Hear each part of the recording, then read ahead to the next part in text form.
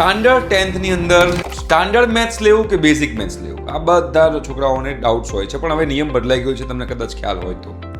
તમે standard maths લીધું હોય કે બેઝિક મેથ્સ લીધું હોય, 11th સ્ટાન્ડર્ડની અંદર જઈ તમે એ ગ્રુપમાં એડમિશન લઈ શકો છો. એના માટે ફરીથી તમારે લોકોએ એક્ઝામ આપવાની જરૂર નથી. એટલે જે લોકો બેઝિક મેથ્સવાળા છે એ પણ એ ગ્રુપમાં એડમિશન લઈ શકે છે સાયન્સમાં, એટલે કે ફિઝિક્સ કેમેસ્ટ્રી મેથ્સ લઈ શકે છે.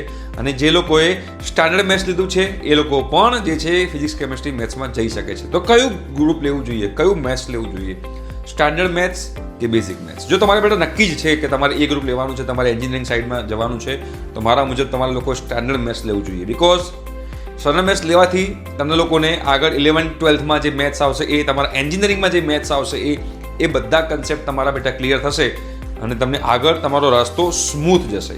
યાદ રાખજો, તમે અત્યારે તમે તમારો ઇઝી રસ્તો અપનાવશો તો આગળ જતાં તમને કદાચ ડિફિકલ્ટી આવી શકે.